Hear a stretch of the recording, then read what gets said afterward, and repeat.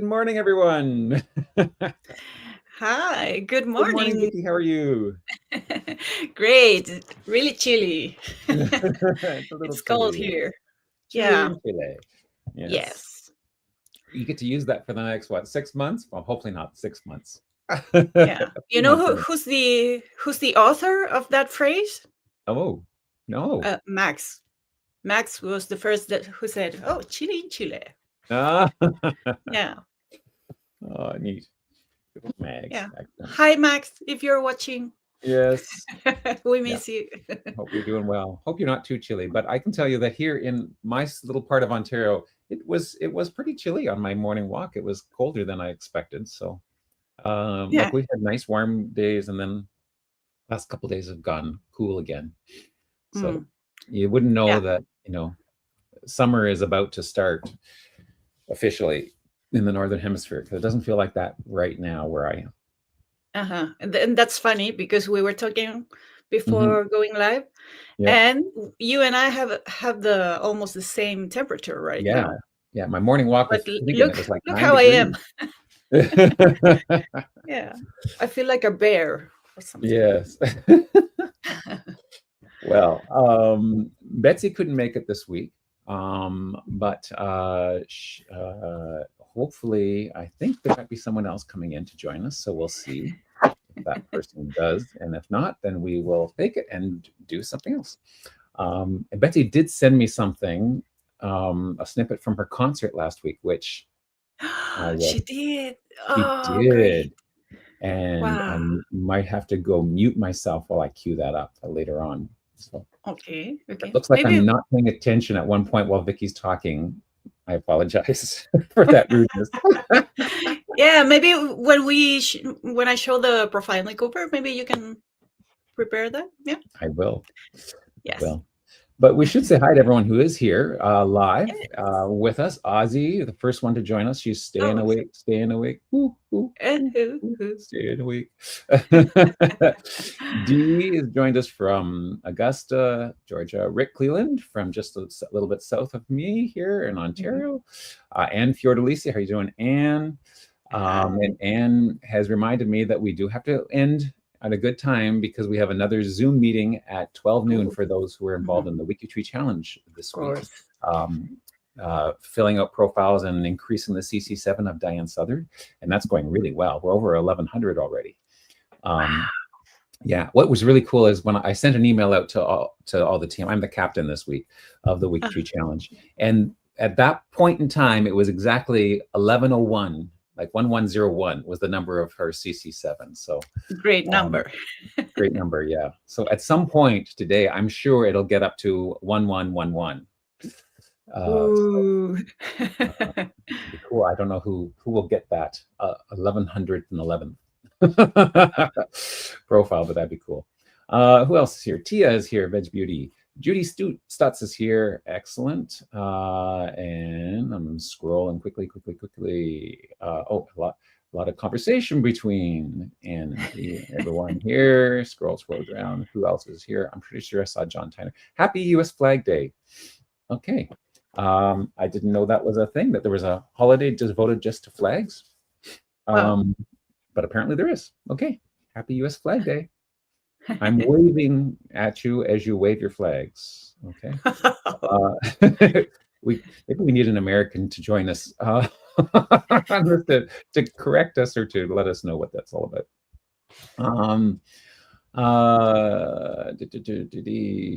Hillary, hi there, Hillary from Wales, John from Ireland, from Wet County Wicklow today, and happy birthday to your dad who just turned 90. Nice.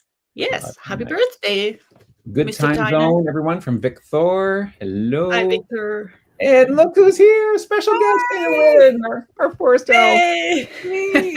Hello. Yay. Hi. Hi. Sorry I'm late. Well, I'm glad you're able to join us. Don't be sorry. We're so happy you joined. Yes. Oh no, I'm happy to be here. I miss you guys. It's weird. Like we don't do committee stuff as much, and so we don't have our meetings, and so I don't get to see your faces very often.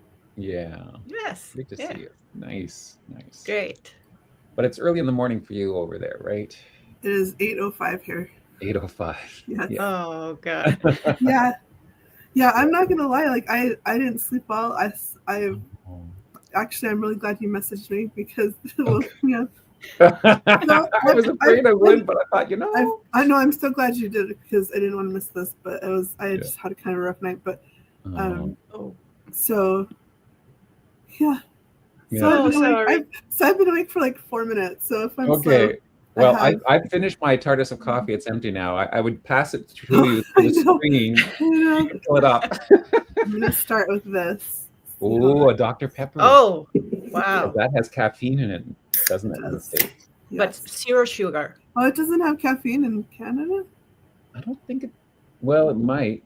Interesting. I don't think it does. Oh. I know Mountain Dew does not have caffeine in it in Canada, but really? it does in the States. Oh, how funny! It's one of our highest caffeine sodas here. Mountain Dew is.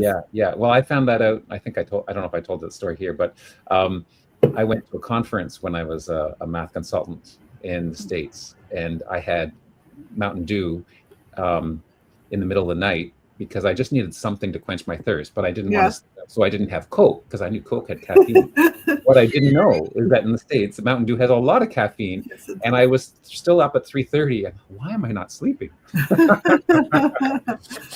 Whoops! Big surprise. So as we're welcoming everyone, and I think Denise is here. Hey there, Denise, Lisa, Susie Carta, John Tyner, I already said, and Chris Fariolo. I think that's Terry Burks. Okay, I think I got most of the people who said hi. Some of them were saying Happy Flag Day. So what's Flag Day? We don't have a Flag Day in Canada. We just really like our flag. Apparently. And it's just a day that commemorates the Flag Day or the flag. Yeah. And it's on a Saturday?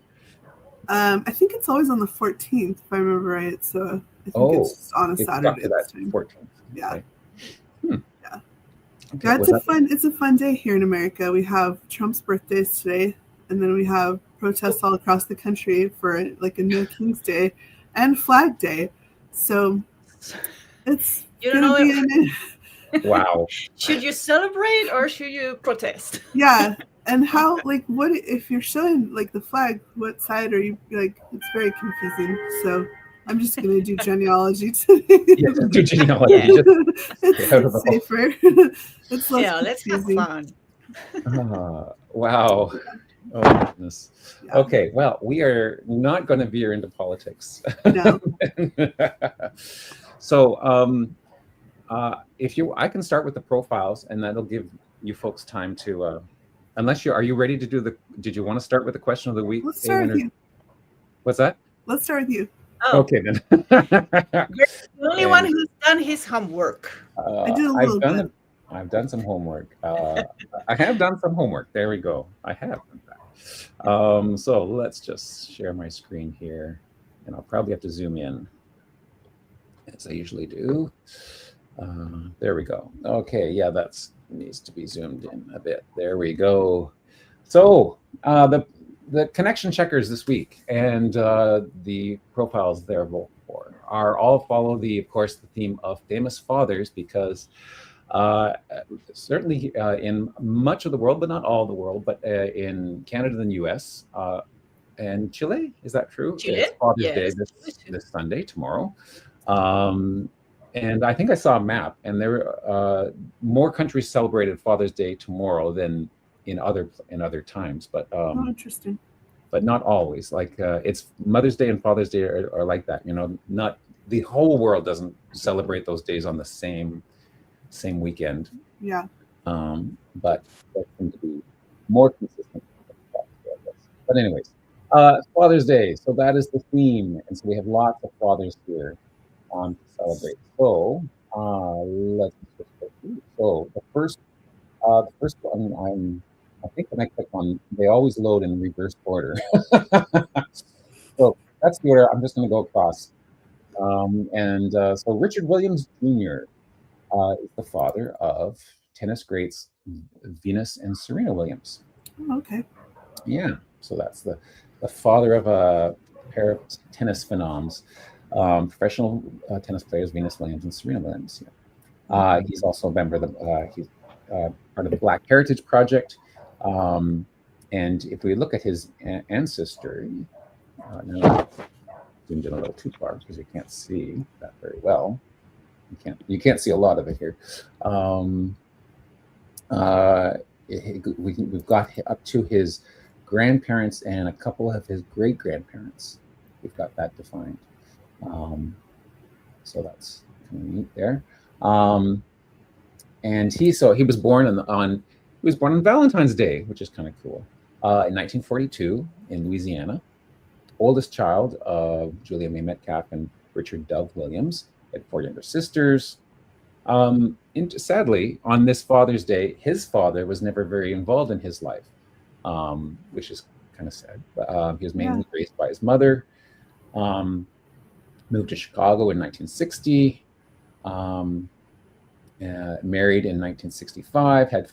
So he's famous, or he's included here, and most famous for being the father of the 2 tennis stars.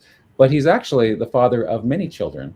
He had 5 children with his first marriage, and then he met Oracene Price and married her, and they had 2 daughters. Wait a second. She had 3 daughters from her previous marriage, and then they had 2 daughters together, and that's Venus and Serena. And interestingly, he was flipping through the TV channels and noticed that a female tennis player made $25,000 from a single tournament, and apparently that made him decide to raise his children to be tennis players. All right. Good motivation. It worked out well. It has worked out well. Yeah, that's right. And then anyway, still goes on to talk about how that happened. We all know that worked out. They became great tennis players. He did take them out of the spotlight so they could be kids at some point, but then return when they were 14, which seems still pretty young to me to be put back in the spotlight. Yeah. But professional athletes often do have to start young and are thrust upon the stage that way. Sadly, one of his stepdaughters was killed in 2003. And then he did marry a 3rd wife and had a son there. So very interesting. So that is one. Then we have John Tyler. Okay, name that I was not familiar with. Eowyn, do you know who John Tyler is? John Tyler? Yeah. I know a John Tyner. I know a John Tyner, yes. And it was not John Tyner. That was one of our presidents, but don't ask me what number. Okay. So, you're already a step ahead of me. Well, I mean, of course, you should be. But right. He was one of your presidents. He's the number 10. 10. All right. Brought to you by the number 10. The number 10. The 10th president of the United States. And I've got to be honest, I'm sorry, but if I were to, now I know I can't name all or list all your presidents, but John Tyler is not a name that I would ever have come up with. I did not realize that was. Yeah, he's for not sure one of the ones that's commonly talked about. He's not one, but he has some interesting unique things about him that does make him interesting. So not only is he a 10, so 10 is a cool number. Our whole number system is on base 10, so that's nice right there. He was the first president to be born after the adoption of the U.S. Constitution. Cool. So all his life, the U.S. Constitution was part of his, was in existence. From his birth, he's been tied to William Henry Harrison, another president of the United States. In fact, the one immediately right before him, William Henry Harrison. They were both born in Charles City, County, Virginia. Both descended from aristocratic and politically entrenched family, and there's a lot of connections between them. And they're friends of the families were friends with each other, and connections there. He started his political career as a Democrat and Republican, and then he became part of the Democratic Party, switched to the Whig Party, and remained with them. he was elected as a vice president on the Whig ticket. So Whig used to be one of the big parties in the United States. Now, of course, it's the Democrats and the Republicans, but Whig was one. And I'm trying to think if in Canada there was a Whig party. There might have. I think there might have been. I think the Conservatives at one point were connected to Whigs at that point. So it's funny here. The slogan that they was elected on, Tippy Canoe and Tyler too. I remember that. You remember hearing that? Yeah, I mean, it's a catchy slogan. I don't know I mean, there was a Battle of Tippy Canoe, right? I think that's what it's from, yeah. Yeah, the Battle of, I don't know what the Battle of Tippy Canoe is offhand, but I'm pretty sure there was a Battle of Tippy Canoe. And I guess he was running, John Tyler was running, so support Tippy Canoe and Tyler too. Anyways, they won the election, but of course, the Whigs kicked him out later because they opposed his political beliefs, so oh well. He was in long enough to get elected. So the other thing, the other first is that President Harrison died only 31 days after being sworn in, and his dying wish to Tyler was that I wish you to understand the true principles of government, and I wish them carried out. Ask for nothing more. Okay, so he took over as president, and that was the first time of the succession where that happened, I believe. So he became president in name and in fact, and swore the presidential oath of office, initiating a custom that would govern future successions. Apparently, though, it wasn't till over 100 years later, 1967, that was legally codified with your 25th Amendment, but he started that trend. And there's a few other things there about what he had done. The other cool thing that I've found, genealogically speaking, is that he had a grandson who lived to 2025. Like, he just passed away a few weeks ago. John Tyler, who was born, he himself was born in 1790, had one grandson who just passed away a few weeks ago in May. That's crazy. Isn't that wild? That's very wild. That's very wild.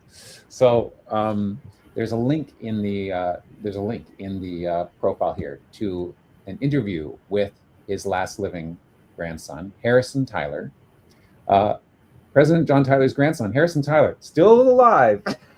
Now, this interview happened in 2012, so 13 years ago, when he was obviously still alive. He was in his 80s at this point.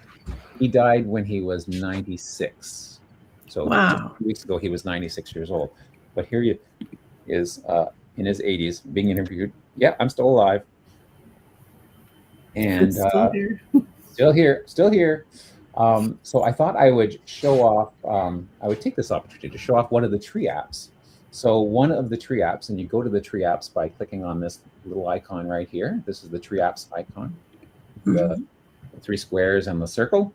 Click on that, and one of the tree apps is the Super Tree, which lets you build out a family tree, adding as many ancestors or descendants or cousins spread out, so you can build it in whatever direction you want. So there's John Tyler right here, and there's his parents and his grandparents. And if we add one generation of descendants, then you get his kids. Wow. You get yeah, there is his kids and his siblings' kids. I'm going to turn off his siblings so we can just focus on him. Okay, and then if I add one more generation, then we'll have him and all his children. Wow. And zooming in, there is Harrison Tyler, the one who just passed away. Wow. And interesting, because remember the president who preceded him, the friend of the family, Harrison, William Henry Harrison. So how perfect that the was that. Yeah. So the other thing I want to show you, since I've got the mic, is this new feature that I've added to some of my tree apps, including the Super Tree, is this save to PDF button. So it looks like a little little disc here. If you remember those little discs. Anyone born in the 2000s won't even know what this means, but exactly. You click on that, then it will create a PDF, and you can actually customize the title on it. So I'm going to say Grandchildren of President John Tyler, and it'll add a citation and a URL to the bottom of it, so it'll generate that, and then I can open that up, and here it is. So now because it's so wide, because there's so many, it actually apparently I found out when I created this, actually after I first put a draft version of this on, one of our intrepid WikiTreeers emailed me and say, it's not printing the whole thing. It cuts it off. There are limits to how wide a PDF can be. So I had to add the ability to paginate it. So it prints it in 2 pages. Nice. And I don't know if you can tell that there's a sort of a solid black line here. That's page 1. So yes. So see this top person here in pink? That begins again down here in the beginning of the second page. And the second one, okay. Yeah. If I flip it like that, then you can sort of see how it all goes together as one giant. Wow. So you really can print this off and paper your hallway with it. If you wanted to. But anyways, there you go. So that is one of the features of that. And if you actually go to File Print, you can choose. Now, it prints really large. And I did that on purpose so that it would have as high a resolution as possible.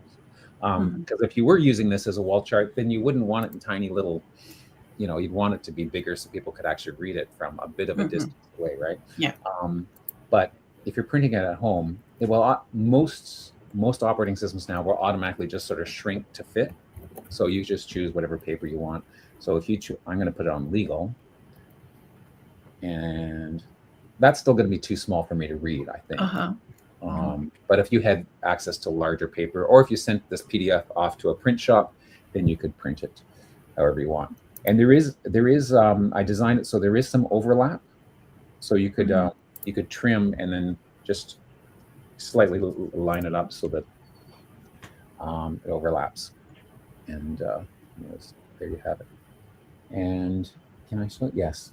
One thing, if you have a really big super tree, I've played around with it, and I've had ones where it's like a grid of 3 by 4, like 12 sheets of paper or something like that.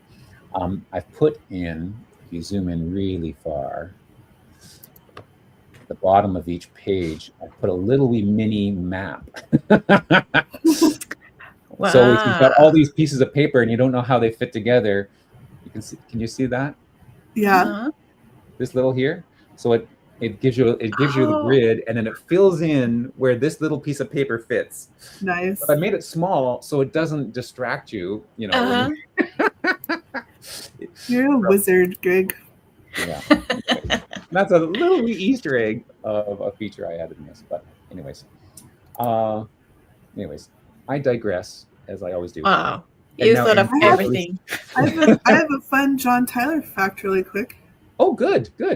Well, not so much about him, but I went to look at my connection, and I'm connected to his wife through just one marriage. No way. Wow. That's very cool. Yeah.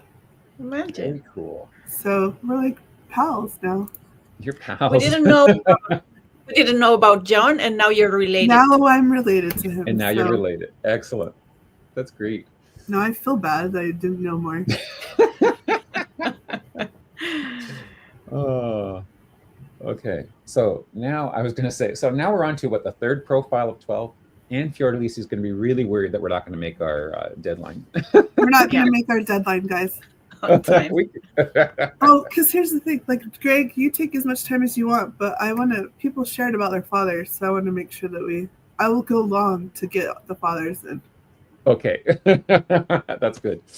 Okay. Super. Next, on to Amos Joseph Jacobs, who claimed he was born with the name Muziad Yaqub. But more people are probably familiar with him with his stage name, Danny Thomas. So Danny Thomas, actor, comedian, singer, producer, writer, and philanthropist. He was born in 1912 in Deerfield Township in Michigan, United States, on the 6th of January, and then passed away on the 6th of February on 1991, age 79, in Los Angeles. He claimed he was born with the name Muziad Yaqub, but no birth certificate has been found to verify that. But the profile over here has a nice description or rationale for that, is that his parents were Lebanese speakers, and they probably just called him by his Lebanese name, which would have been Muziad Yaqub, and until he was old enough to attend school, and then at that point, of course, he went by his sort of the anglicized version of his name, which was probably his legal name all along, Amos. And then they moved to Toledo, Ohio. And he went to a school run by the Ursuline nuns. He dropped out of high school to pursue a show business career. Probably not something popular with his parents. And he was listed as having no occupation in 1930. He took a job selling snacks at the Empire Theater, which I imagine, that's one way to get into show business, selling snacks in the lobby. He settled on Danny Thomas as a derivative from the first name of his two brothers. Interesting. Is how he came up with that. Oh, do you have to leave early, Greg? Someone said I arrived after the discussion about your next appointment. Oh, so at 12 noon is a Zoom meeting for the WikiTree challenge, and I'm the team captain for that. So gotcha. I definitely have to be there for that. Yeah. So if it goes 2 hours, then I'm in big trouble. Yeah. Well, not 2 hours. We're not going to go that far. No. An hour and 55 minutes. Yeah, there we go. Okay. I love this. When he registered for the World War II draft, he stated his home address as 1124 and a half Meldrum Avenue. Not many addresses have a half in them. It's like it's like Harry Potter, station or track 9 3/4. Yeah. He lived with his cousin Joseph, who lived at the same address as the person who would always know his whereabouts, and said he was self-employed, but no other further elaboration. Didn't say how he was self-employed or whatever. So sounds like he was even cheeky, even filling out his draft card. Had a brief film career. Hosted the Danny Thomas Show. Someone mentioned in the chat, I just noticed that, talking about his daughter, Marlo Thomas, who was famous for that girl, of course. I've heard of St. Jude's Children's Hospital. What I didn't realize that Danny Thomas was the one who founded it. Oh. Yeah, he founded the St. Jude's Children's Research Hospital in Memphis, Tennessee, and used much of his own money to help spearhead the fundraising for that. Well, wow. That's huge. Yeah. He also founded another charitable organization, the American Lebanese Syrian Associated Charities. It raises funds for maintenance and operating costs of the hospital, allowing free treatment to needy children while finding cures for catastrophic children's diseases. You don't see that type of philanthropy a lot these days. That's very impressive. That's quite something. It is, isn't it? Well, you know what? I used to work, like a year ago, I was working in a foundation that helped children with cancer. And we had a really close relationship with St. Jude's Hospital. Really? Yeah. Oh, that's yeah. Yeah. So I know his work. Good. Yeah. And I think and said that his daughter is the chairperson now for I don't know, for the hospital or for the charity, the LSAC charity. I'm not sure. That's cool. Yeah. So great person there. Teddy Roosevelt Jr. Now, I did know that he was a president. I recognize that. But I also, you know what else I know about Teddy Roosevelt Jr.?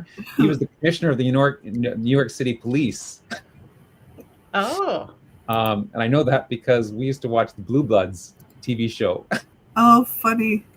And his portrait, this portrait, always stood behind the desk of the commissioner. That's funny. Played by Tom Selleck. So yeah, so I looked through. Yes, he was the commissioner of the New York City Police there, but more famous, of course, as the 26th president of the United States, between McKinley and Taft.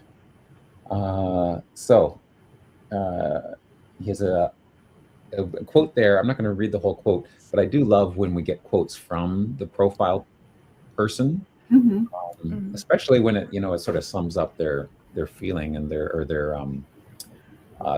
philosophy about life, and basically it's not the critic who counts, it's the credit belongs to the person who actually does the work, warts and all, the person who's there, and which is impressive, right? Yeah.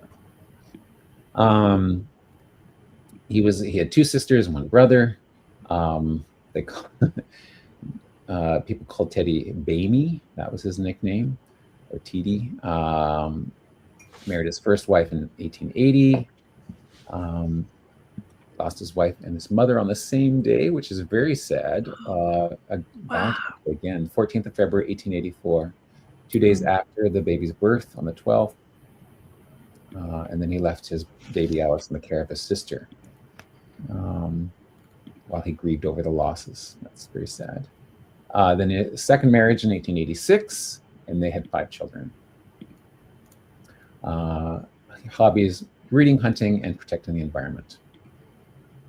Graduated from Harvard, went on to law school, was a historian, produced a book, The Naval War of 1812, and then goes on to talk about his New York legislator, police commissioner, colonel of the Rough Riders, and later governor of New York, and then vice president of the United States. And it's because another succession here. He wasn't originally elected as president. He became president when the president, William McKinley, was assassinated. So, and then so that became at the age of 42 and served until 1909. One of his famous quotes or things he liked to quote was a West African proverb: "Speak softly and carry a big stick." I've heard, I've often heard that referred to, him referring to that. And he got a Nobel Peace Prize for helping to negotiate the end of the Russo-Japanese War. Cool. Very nice profile. That's a nice profile. Yeah, I like the inclusion of the photos too. Nicely aligned, left aligned. I like it when they do that sort of thing. It's very nicely done. Bates work. Moving on to Tsar Nicholas II. That's my closest. 15 closest? degrees. Wow. 15. Yeah. Nice. Nikolai Alexandrovich Romanov, the last emperor of Russia, Grand Duke of Finland, and King of Poland, titular King of Poland, which I guess means he was King of Poland in title, but maybe didn't have a lot. I don't know. Didn't have a lot of sway, or maybe they didn't pay attention to him as King of Poland. I don't know. Why it says titular King of Poland? It's a person who holds the title of king but doesn't possess the actual powers or responsibilities that go with the position. They're kind of like symbolic figures. That makes sense. I like his official short title was Nicholas II, Emperor and Autocrat of all the Russias. Not just some of the Russias, but all of the Russias. All of them. All of them. White Russia, Black Russia, Purple Russia, all the Russias. And of course, he commonly used the title Tsar, though officially the Tsardom ended in 1721.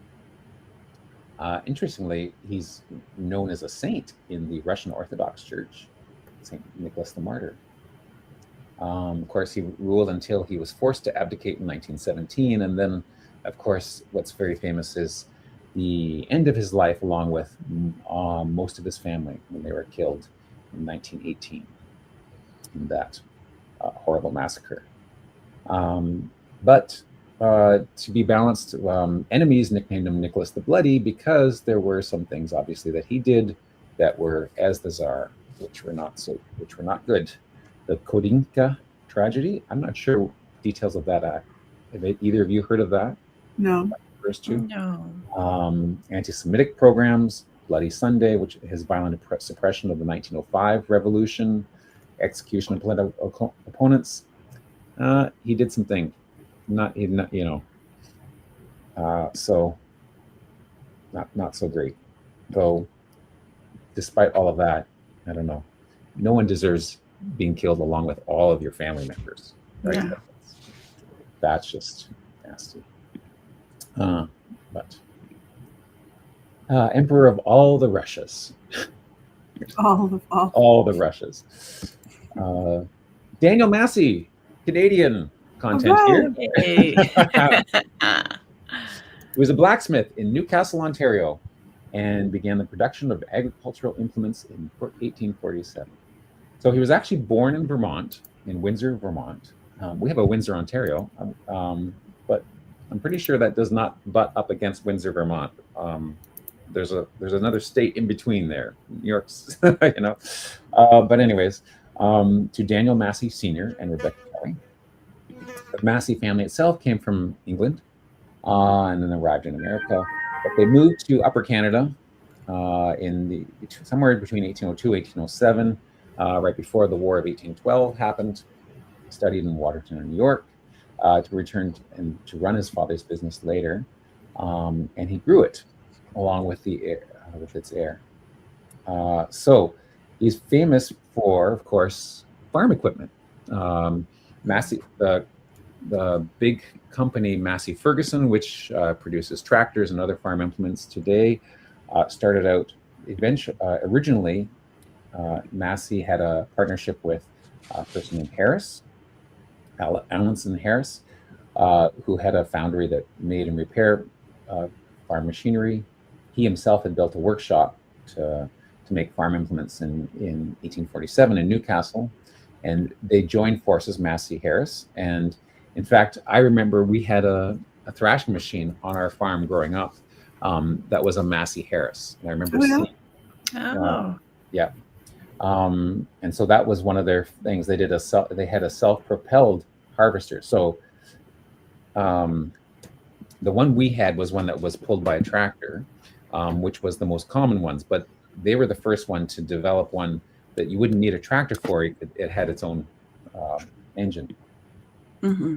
And then later, Massey Harris joined with Ferguson, and so it was a Massey Harris Ferguson company, and eventually they merged and then just became Massey Ferguson. They dropped the Harris. So Massey Ferguson is probably a company you're maybe more familiar with. And another fun fact, we had Massey Ferguson tractors growing up on our farm, but my cousins had John Deere's, and there was, in our neck of the woods anyways, you were either a John Deere farm or a Massey Ferguson farm. That's funny. And of course, we had Massey Fergusons, which were all bright red trackers, and the John Deere's were a bright green. Bright green. Anyways. That's funny. It was like, you're like chocolate or vanilla, Yeah. It was one of those dichotomies, Ferguson or Deere. Choose a side. So, I don't know. In the chat, let us know if you're more of a Massey Ferguson fan or a John Deere fan. A John Deere. I don't know. Do you two have any preference? Massey Ferguson, John Deere? John Deere's, because I've never heard of Massey Ferguson until now. But I'm familiar with John Deere. Sorry, Craig, I'm so sorry. I really hope that we can still be friends after this. We could still be friends. I mean, John Deere is the only one I know. Yeah, I didn't know Massey Ferguson. Sorry. Oh well, there we go. Now I got to say, our massive furnace contractor did not look like that. Well, those are pretty cool looking. Those are pretty. Maybe I'm gonna change sides. I don't know where that came from. Wow. If we had tractors like that, we could roll over our John Deere.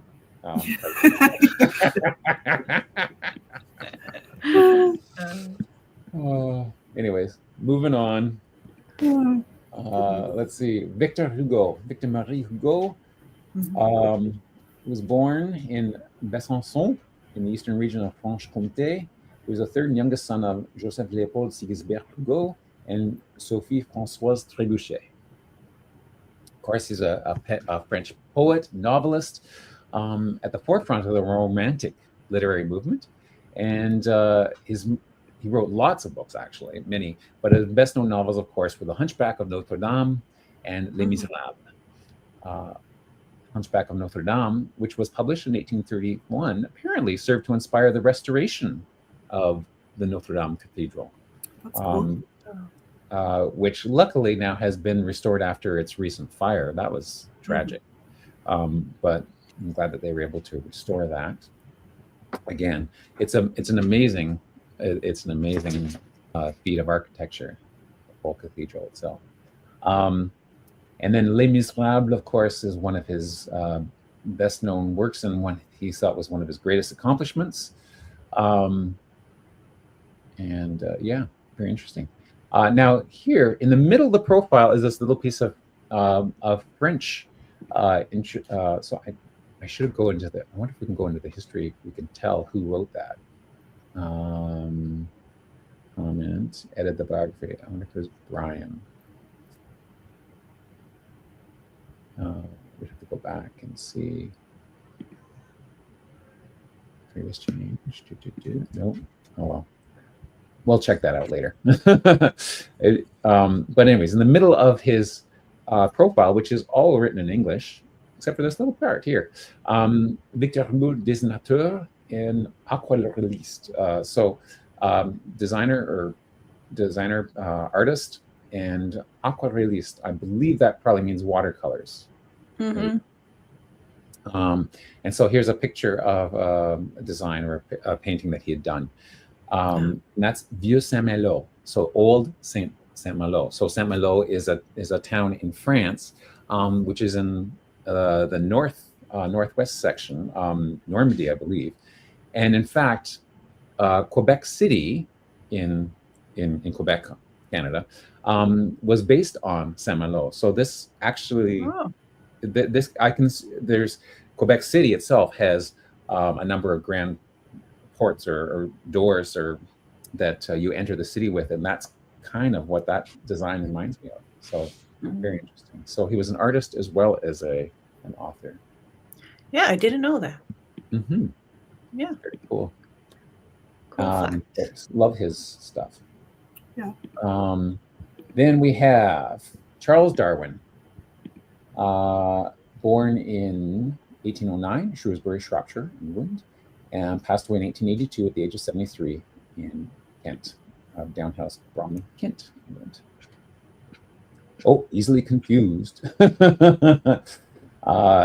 There's this Darwin, who's the naturalist and author of On the Origin of Species, but he also has an uncle of the same name. So be careful. But that's a cool little information box you can put up front. So I like that they've done that. Of course, with such a well-known person, he has a huge profile on the origin of the species. Second son of doctor. His father was a doctor. And interesting, his grandfather was also a physician and a natural philosopher. And he wrote once, "Wouldn't it be too bold to imagine that in the great length of time since Earth began, all warm-blooded animals had risen from one living filament?" The great first cause, which I'm guessing is how he called the idea of God or the creator or whatever, first endued with animality. So the idea of the origin of the species, that philosophy is something that he kind of inherited from his grandfather, which is kind of neat how he followed that. Anyways, profile here goes goes on about his career, how he was a naturalist and joined the Beagle, and spent 5 years on that. Kind of interesting when you think about it, that back in the day, ships went out and they actually hired a naturalist to find new species and identify new species because the world was so unknown at the time, right? Yeah. It's kind of wild. And anyways, and then it goes on, talks about his marriage and his family. And as we're talking Father's Day, he was no slouch there. He had 10 children of his own. Wow. So, not only father in terms of father of the species, but, the theories and stuff that he advanced, but he was a father of children in his own right. Then we have Sean Connery. Of course. Oh. 007. Yeah. Born 25th of August, 1930 in Edinburgh, Scotland. 007 is, I find it is near and dear to my heart because my WikiTree profile is Clark 1 007. Yes, we know. So, gotta love him and his acting career, of course, James Bond, whatnot. Very great profile. Love the inclusion of the pictures. Of course, he was the father of Indiana Jones. Oh. Yes. Then we have Billy Bishop, another great Canadian, and father in his own right. He was a famous World War I flying ace, credited with 72 victories, making him the top Canadian and one of the top in the whole RCF, the Royal Canadian Royal Air Force. Wow. Though interestingly, he didn't start off in the air. He joined a number of different groups. Where is it here? He joined the Mounted Rifles, and then the Horse Cavalry, and the Mounted Rifles, and then eventually transferred to the Flying Corps in 1916 for training. But by 1917, he was already one of the highest scoring aces in the RFC, and third top ace in the entire war. So then he went on to teach aviation, and both of his children became aviators. Oh, that's cool. And we have an airport named after him. There's Billy Bishop Airport on Toronto Island. Nice. Not the biggest one that everyone flies in and out of, but one of the other ones. And then we have Johann Sebastian Bach, one of my personal favorites, one of my favorite classical composers, of course, and born in Eisenach, Herzogtum Sachsen-Eisenach, Heiliges Römisches Reich, nowadays Germany. Passed away in 1750 at the age of 65 in Leipzig. Great profile here. I won't go through it all because, and I won't even take the time to list all of his 20 children. Wow. 20. I had no idea he had that many children. Now he did have 2 wives, so that helped, I think. Yeah. Anyway. And some of his children did die in infancy. So if you notice some of them, like 1727 to 1727, 1 3 years old, they didn't all survive to adulthood, but many of them were also musicians in their own right. But great career, an organist. Sadly, he was losing his sight, and then right in the end, this last year, he tried to fix his eyesight by having surgery, which didn't work out. And unfortunately, it made him completely blind in the end. And then he died of a stroke later that year. And then the last one is Ozzie Nelson, father in the television series The Adventures of Ozzie and Harriet, which is a show I've never seen. I think it's that's too bad. But you have? Yeah, I used to watch all these old shows. Oh. I don't know if they played them in Canada on the CBC or wherever. Maybe we didn't have the copyright or the permission. I'm not sure. But anyways, the family played themselves, apparently. Was looking. He published an autobiography in 1973 and sadly died of liver cancer in 75 at the age of 69. But there he is. Wow. Is that the age of him when he was from the TV show? Maybe a little bit young. He's maybe a little bit younger in the TV show. Mm-hmm. Anyway, Ozzy those and are your Bert. profiles of the week, and I have already stretched that to almost. Wow. Sorry, I went on. Hopefully, give you guys time to prep for your sections. Of course, yes. And we had time to receive a guest. We have We're the guest. Yeah, we What? have a guest. Yeah. She was staring at the camera. Oh, look at that! Yeah, Molly. Hey, Molly. Oh, her eyes. I love her. Okay. Shall we see our member of the week? Sure. Yes, for it. sure. He has a crazy story. I wish we could have him next week. Ah. Our member of the week is Erin Cole. Erin has been on WikiTree for 10 years. He became a wiki genealogist in January 2015. And he just received a community star because of his numerous contributions. And he became interested in genealogy. Greg, maybe this story is familiar. He 40 years ago, he figured out that his father wasn't his real father. So eventually he met his real father, and so he discovered a whole new family and a whole new set of stories. So this new family had a lot of a lot of info and a lot of oral stories to share. So then he became interested in genealogy, and he has this crazy story because you see here comes he has a favorite ancestor, and that is his second great grandfather, Rowdy Miller. Turns out that Rowdy and his wife had 14 children. And one of those children was her great grandmother, who was the second. And while he was researching this family, he went to see his farm and discovered it was for sale. And he bought the farm. Can you believe that? What a crazy story. Wow. Yeah, that would be so cool. And he started to have an annual Miller family reunion in the farm. So I hope he could come next week and tell us about those reunions. And well, outside of genealogy, he loves to take walks with his dog, Polly, and he's a scuba diver. So interesting. Well, he says what we could do to inspire more people to participate. He says it seems the best thing to do to inspire more people to participate in WikiTree's mission is to simply continue to exist.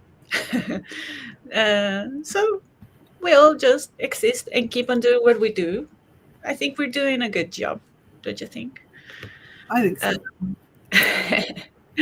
Yes. He has an interest in DNA, so he has been working a lot on DNA analysis, and well, he administers a number of surname projects, and so he does this work that based on DNA, so that would be interesting to hear about. Yeah. Yes. And he has I love this, what he said. I always highlight something that I like. And he says, I like the idea of working on a common tree rather than each individual paying to repeat the same research. Well, talking about effectivity and efficiency. Yeah. He says, it is a wonderful thing to be able to learn new things about your family through the research of another. Of course. So if we work collaboratively, we discover and do a lot of things, right? Yeah. So this is Erin. So thank you, Erin, for all your hard work all your contributions. You're a community star, indeed. So Very congrats nice. on being member of the week. We hope to have you here next week. And let's see the I'm glad profile that- makeovers. Yeah. So I'm Sorry. glad that when you said he bought the farm, you meant that he actually bought the farm. Not Yes. because in English there's a quote, there's a saying, he bought the farm, which means he passed away. He died. Oh no! It literally He literally says bought a farm. bought. Yeah, that's. Oh my god! I didn't know that. Well, I was thinking that she probably Fortunately. didn't realize that can mean something else. If I had known that, maybe I wouldn't have said that so naturally. No, it's good. All good. I would be so conscious about it. Yeah.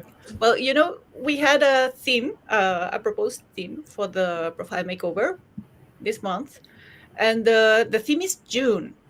Why? Because June comes from the goddess Juno, who is the goddess of marriage, childbirth, and family.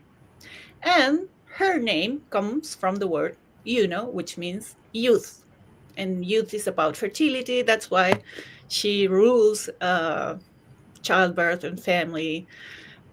Well, so we have the first profile makeover of June Louise Curry Worden. And this profile makeover was made by our Lisa Gervais. So thank you, Lisa, for this. I couldn't find the before picture, but she chose June to do her makeover. And we can see that June has a bio.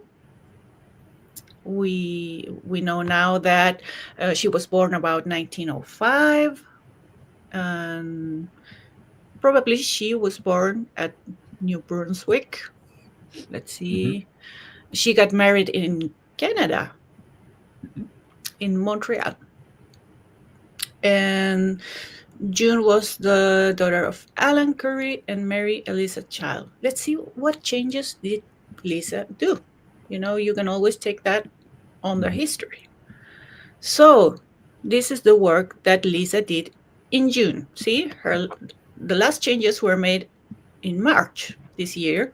So Lisa, you can see here, she edited, she added sources, she improved the bio, she added the mother, the father, and she edited the bio. That's great. So great work, Lisa. Thank you for choosing the theme of the month. So that was the profile for June. And we have this next profile. I haven't seen our Australian friends in the chat. Have we? Amanda's here. Amanda just got here. Yes? She's got the flu. Sorry about that, Amanda. Oh, I'm sorry, Amanda, but I hope you feel better. Yeah, and Ozzy is here. Oh, okay. Perfect. They are there. So this profile was made by Amanda. So I hope she cheers up with this. And this profile was so poor. He had no biography. We only knew he was born. No, we didn't even know when he was born. Well, 1864, and he died at 77. That's the only source we had. And we knew he had 2 children, but we didn't know who the mother was. But now we have the spouse and Elizabeth, and they were married at 1887. And since we're celebrating fathers, now Amanda gave him a lot of children. They had Charles Moses Beggs and Anne Elizabeth Baker had 10 children. We're talking about a lot of children today. Yeah. And now we have sources for the whole family. We know that he was born on the 15th of March in Horsey, Norfolk, England. His parents were James and Sarah. Oh, now we have their names. We can create here father and mother. Yes. And I love how we connect. and we can stop this work. There's always more info, more family, more ancestors. And now we know that when he was 17, he was living with his parents, and we have the siblings here. So we can also create his siblings. Mhm. That's great. So Yeah. now we know the story. I mean, these people are dead, but now we're giving them life. It's like we're giving them a second chance to be alive. That's what I feel. That's our mission. That's very nice. You know, one thing I noticed about that as you were scrolling through the censuses, at first they just said egg lab, and that's not a phrase that I see in Canadian censuses. Oh. But I'd seen them on some British ones when I was first starting genealogy and doing research. I thought, egg lab, what the heck is that? You know, what kind of lab would they work in if they're doing eggs? And then I realized later on, and in one of the censuses, it actually scrolled it out, agricultural laborer. So basically farmhand. Yes, it's AG lab. AG lab, yes. But as a beginning genealogist, I had no idea what that really meant. What kind of lab are they working in? we always learn something new. Yeah, that's great. And there you go. There's a that's what I was thinking. Someone wrote it out all the way. So if I'd seen that earlier on in my, I mean, it didn't take too long for me to figure it out. But in case there are brand new genealogists here, I just thought it. And then he was a brick setter. So he built walls? Is that what he did? Brick setter. Or maybe he just made the bricks. Brick maker. Yeah. There it says from brick setter to brick maker. Okay. Brick maker. And the sons, an engine cleaner, coal miner, coal miner driver, a putter, coal miner above ground. Wow. I like Ernest, who was a schoolboy. So interesting. Yeah. Schoolboy. Well, great work, Amanda. Thank you for enlightening us about the agricultural laborer, the laboratory. Okay. Well, those are our profiles for the week. Nice. Yes. Well, it's great that Amanda was here to see that. Yeah. You made bricks. Amazing. I think he made bricks, yes. Okay. Are you ready for question of the week, Haywin? Should I just do question of the week, or should I do the celebrate your ancestors in 12 months? Do whichever order you want. Whatever you want. How long can it go? Like, what's too long is the question I have. Well, we have been going close to 11:30. I should jump off at 11:30 so I could at least get a peanut butter sandwich or something before we started 12 noon Zoom. But yeah, we don't have to. We haven't stopped at the 1 hour mark for a long time.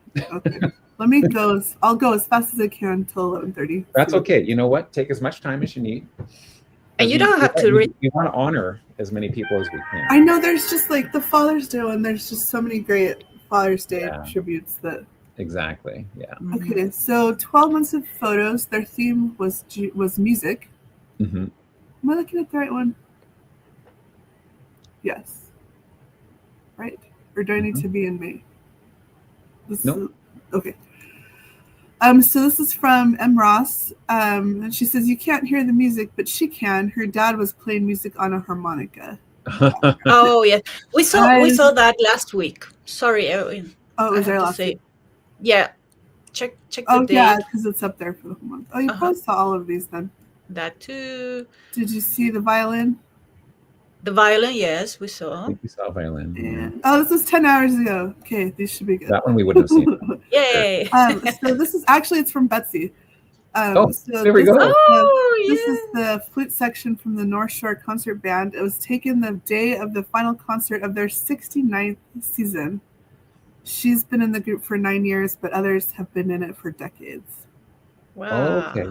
Well, you know what? She sent me a musical clip, so I could play you a few seconds of that so you could hear it if you'd like. Yeah. Real quick, yeah. Okay. Like so, the first picture that said, you can't hear, maybe you can't hear the music with the photograph, remember? Okay. Now we will hear now the we music. will hear it. Can you hear that? No. Do you hear it or no? No. No. Now. Oh. Almost. No, we don't. Did you hear that or no? No. No? Just a little short. Well, maybe if I share my screen. Maybe. Oh no. Let's try that because I can't wait to hear that. Okay. Well, later I'll share my screen. Okay. We could do it now. So can we zoom in the photo?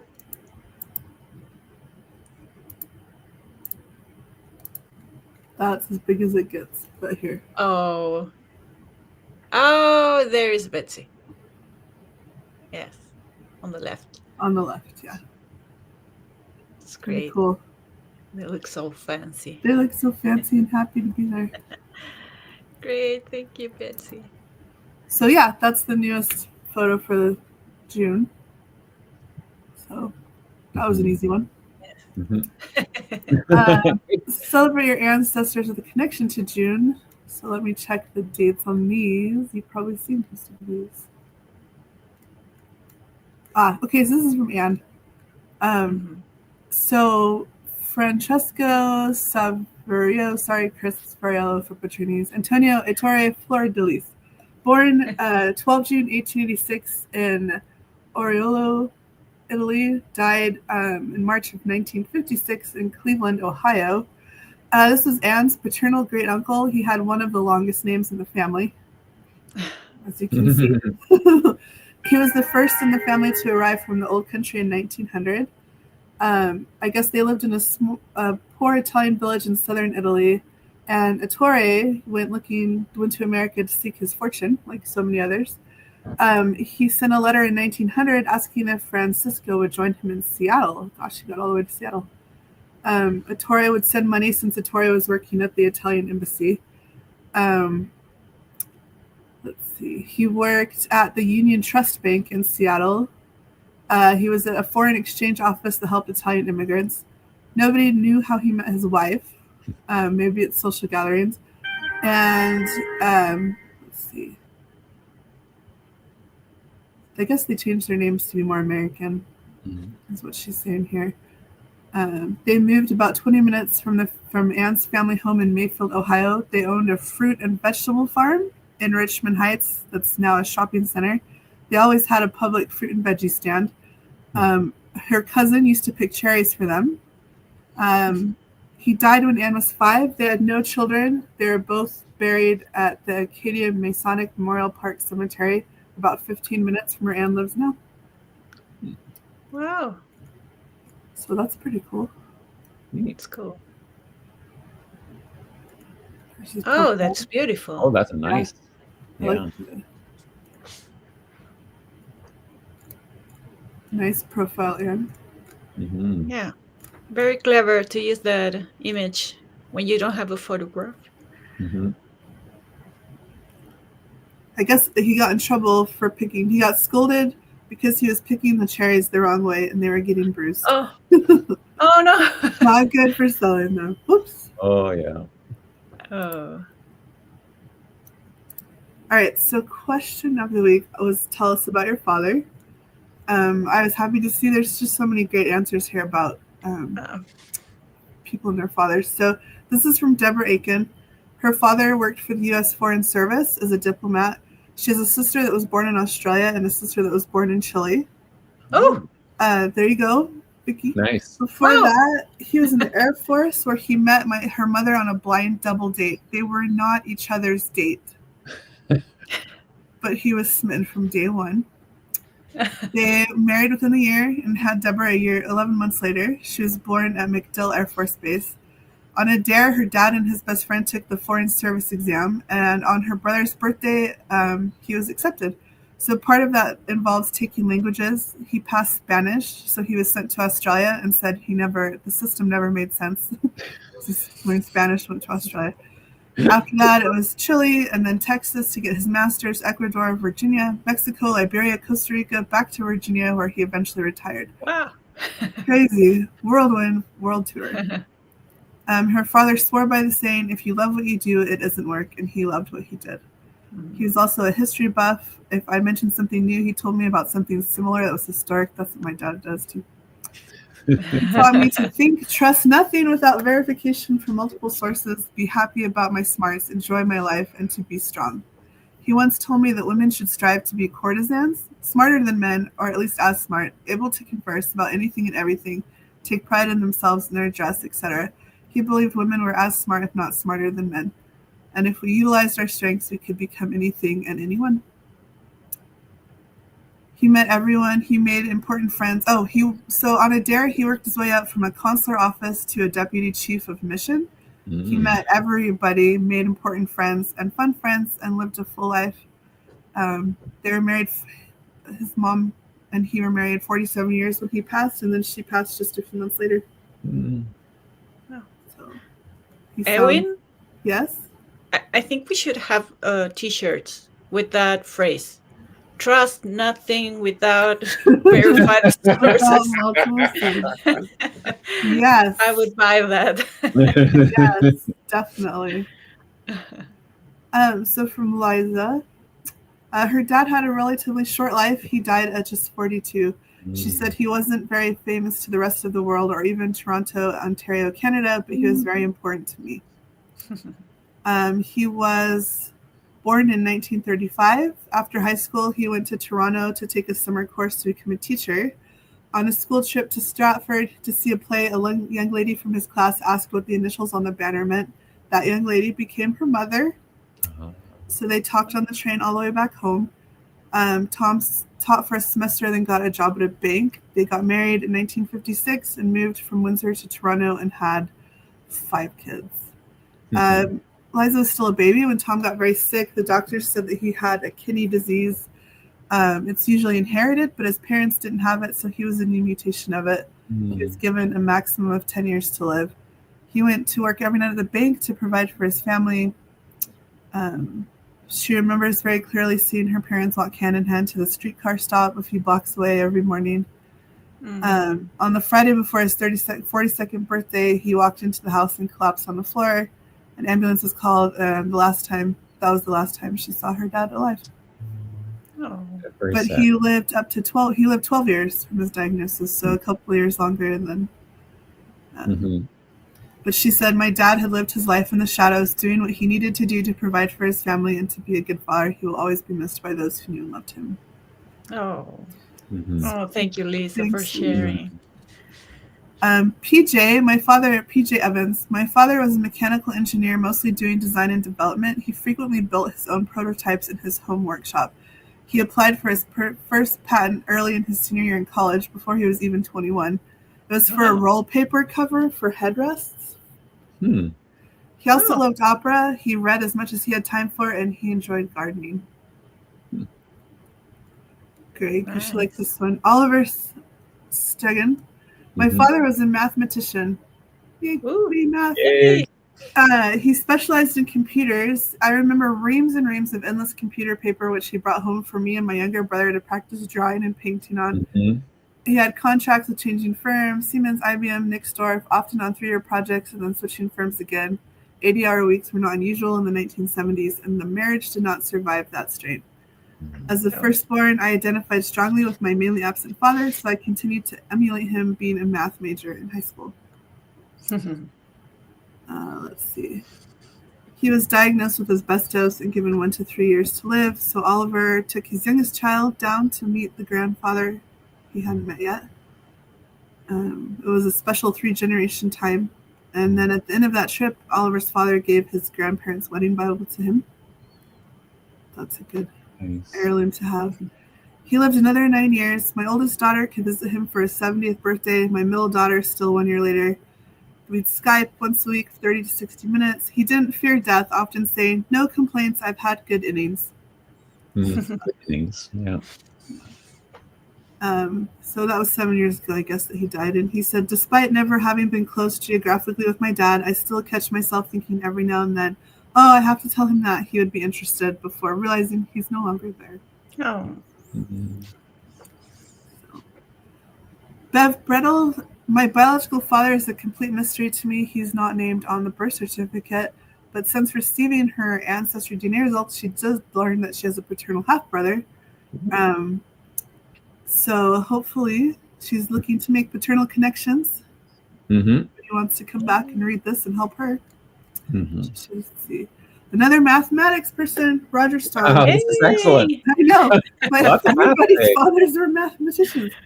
My father was a professor of mathematics, and while certainly very smart, he could also be the classic absent-minded professor.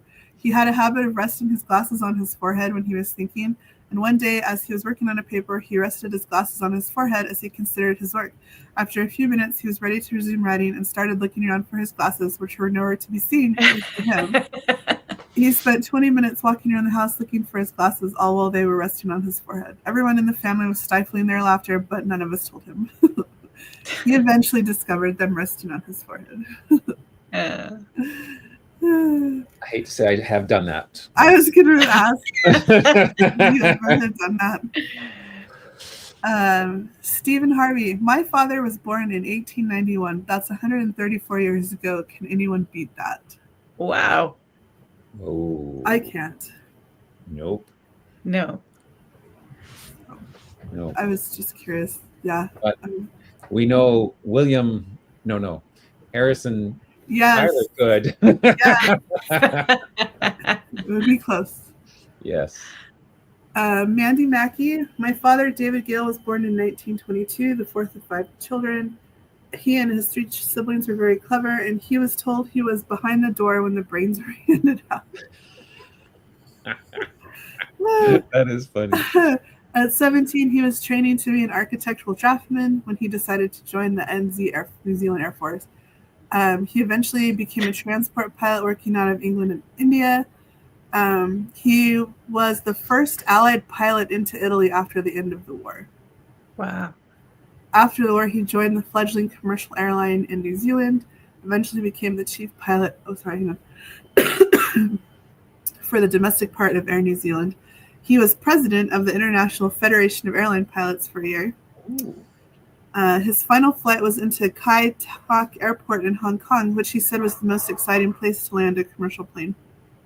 In his retirement, he loved woodworking and playing bowls. He died of Parkinson's in 2002. Not a bad life for the kid who wasn't the brightest. I adored him and loved his wacky sense of humor and his kind and gentle nature. Wow. Nice. Great life. Yeah. This is from Wow. Mike Anderson. He wrote up a really nice answer here about his dad. He was born above Anderson Cemetery in Warren, Australia. His father was a pharmacist. Was born also above the bar, I guess. But yeah, he goes into this great stories about his dad. He's got some really cool pictures in here. Nice. That you guys can come and look at. Married that is really well done. I know, it's so nice. Yeah, he worked hard to educate his children, was very proud of their achievements. Tragedy struck the family with the deaths of Brian's grandchild, daughter, and wife. Oh, no. A mere mortal would have been crushed, but not Brian. With unbelievable resilience, he continued to provide support to his family, friends, and anyone in need, a true superhero. So come check this out later. There's all kinds of links to things and all kinds of stuff there. It is difficult to make a GGG post look that nice. Yeah, this is really nice. Yeah. Good job, Mike. Totally. That is so impressive. Wow. Alexander Hancock. I'm almost embarrassed to say how much I idolized my father. A stellar athletic career cut cruelly short by a catastrophic knee injury. Never complained. Lost his own father as a teenager. Got on with it. Lost years to illness. Still completed an engineering degree and rose to the top public service job in his sphere. Maintained his childhood friendships his entire life. A bon vivant who was happy to share. Married his first love and was relentlessly faithful and supportive to the end. Would do anything for his 4 sons and often did. Never complained. And he was an avid genealogist well before the internet was a thing. He was immensely Yay. proud of his roots to the point of becoming a bard of the Cornish Gorsedd? Maybe? Yeah. Oh, please. If someone knows who that is, what that is. If you know what the bard of the Cornish Gorsedd is, or how to say it properly, you can tell us. Yeah. Ian Campbell, his father was born in 1919. He was Scottish, but his English mother wanted him to be born in England. At the start of the Second World War, he joined the Royal Artillery, but because he was a foundryman, he was sent back to his reserved occupation. He tried several times to rejoin active services, but was refused permission. What is a foundryman? Foundry. Like a I don't know what that is. Foundry. Oh, I think okay. Nobody knows. I think they're the ones that pull the stones out of the mountains. Oh. It's someone who. Okay. I know what that is. A factory. I don't know how to say that in English, but it's foundryman. Where you fuse metals? Is that? I don't know if I said it right. Fuse metal. Yeah. Oh, I wasn't even close. Don't listen to me. Iron foundry. Yeah, right. A metal man. Oh, an iron foundry. Yeah, I think there's different kinds of foundries. Yeah. Or are you thinking of a quarry? I could also be thinking of a quarry. That's hard to say. No. Yeah. So they melt metals, right? That would make sense that they would send him back to do that. Like they would need people who are working on metals during a wartime. Yeah, to make guns and that kind of artillery and stuff. Yeah. Yes.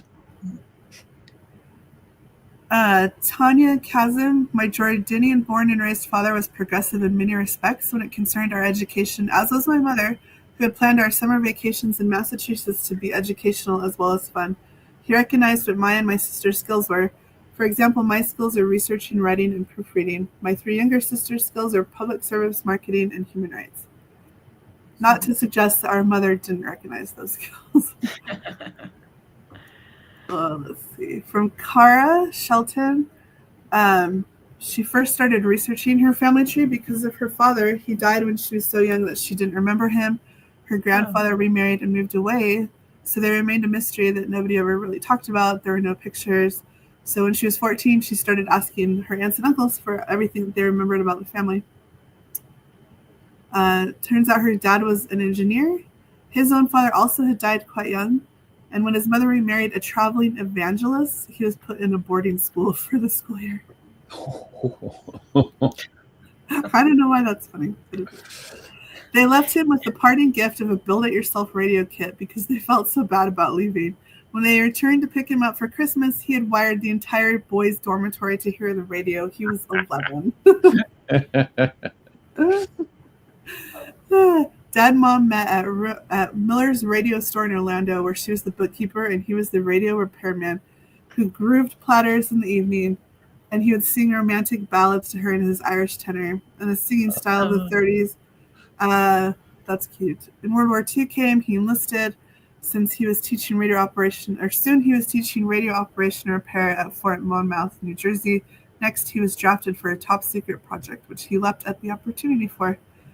He became the electrical engineer on a secret project for FDR, a railroad communications car with high-tech radio gear to keep the president in touch with the world at any time, while anywhere. Ooh, wow.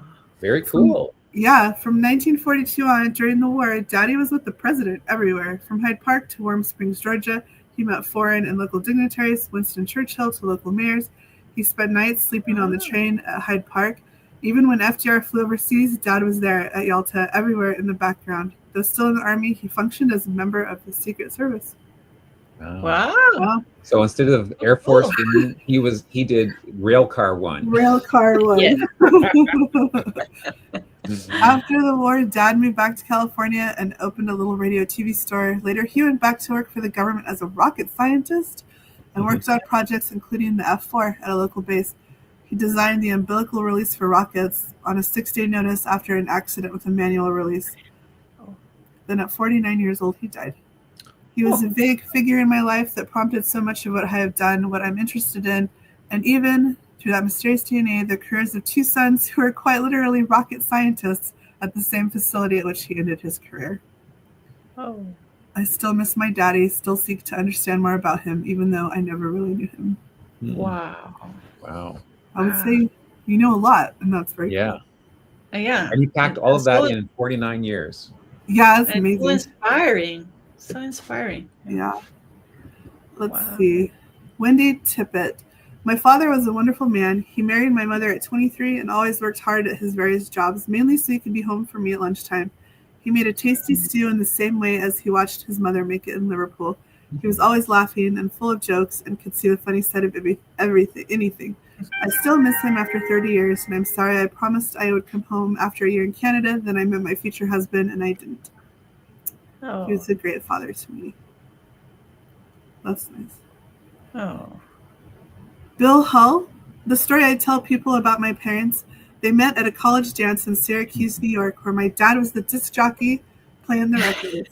He caught my mom's eye, and she caught his. He asked her out for a date, and they went to a local restaurant that had a BLT, bacon, lettuce, and tomato sandwich on the menu.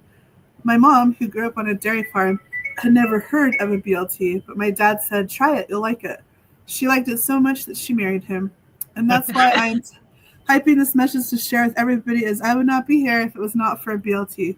P.S. I plan to eat a BLT on Father's Day. Nice. Great. That's great.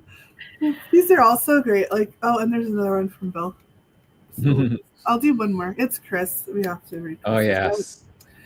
My father, James Ferraiolo, was born in I can never pronounce that.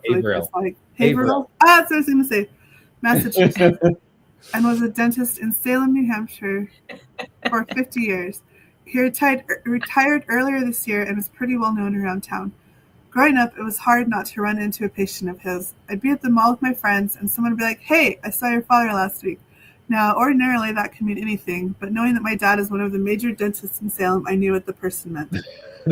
He enjoyed boating on the Merrimack River, and we had a boat named the Tooth Fairy. That's great. That's awesome. The funny thing is that some of my second to third DNA matches on Ancestry were patients of his. When I sent messages, I'd get a reply back asking how my dad was doing and if he was still practicing dentistry. I also couldn't do anything in Salem without him finding out about it. Yeah. Well, I'm going to stop there, but I really encourage you guys. These are just great. Like, there's so many great wow, there's a lot of Yeah, there's 51. Oh, wow. And they're all just really kind of touching and interesting and funny, and they're really great. Oh, there's another rocket scientist. Wow, my father was a rocket scientist. He was hired as a mathematician by NACA, now NASA, to work on the new IBM computers. Other one.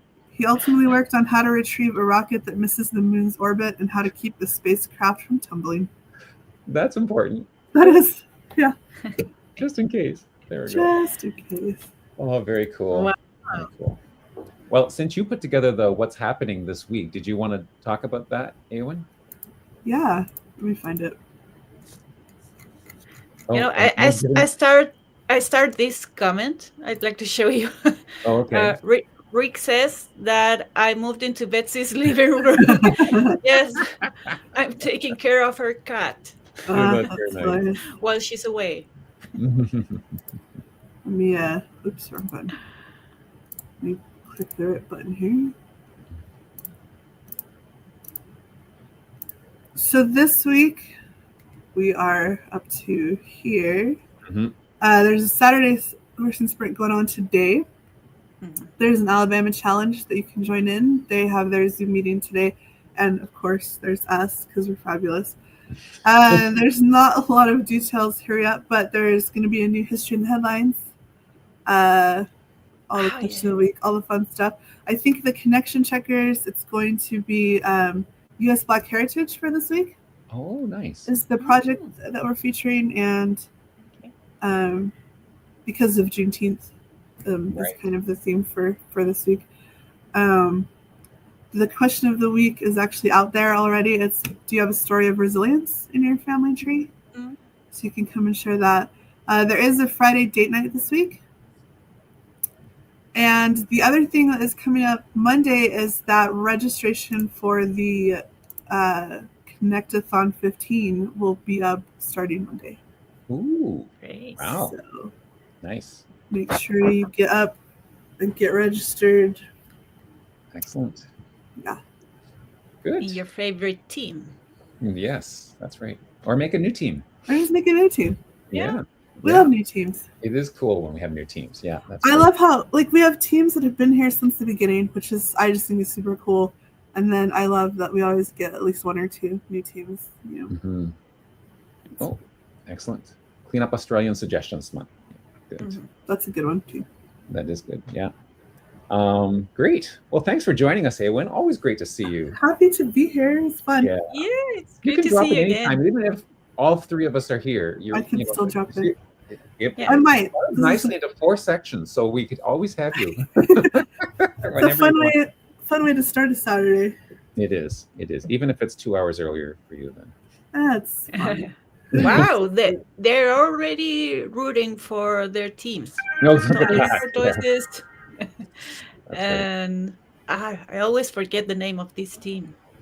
The Talon Tortoises or who's? No, this is the one with the dog.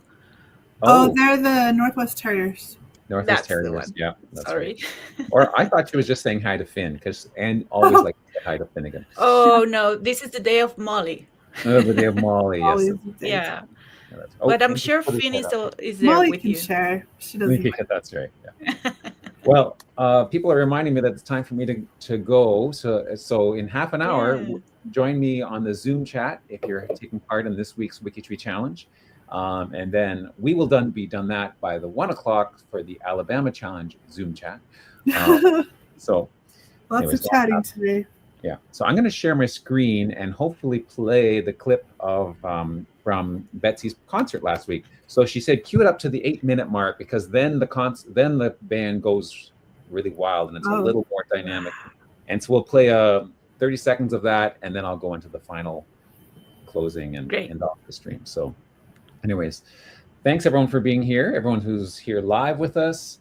Anyone who's watching this on the replay on demand, thank you for joining us. And thanks again, Awen, for joining us. And Vicki, my pleasure. Yes, thank you. Okay, have a great weekend. You too. So there is the social media post. I'm going to just scroll through that silently while hopefully this plays. So give me a thumbs up if you hear music playing. Okay.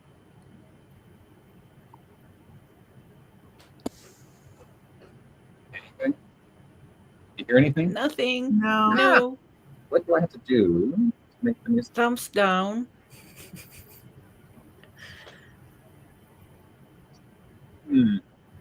Okay. Okay. Well, you know what? We'll figure it out and we'll play it next week. Play it next week. I'm not sure why that wasn't coming through. Oh well, we'll figure it out next week. Yes. Have a great day. Can't wait. Have a great day, everyone. See some of you in less than half an hour now. And great week. Bye. Bye.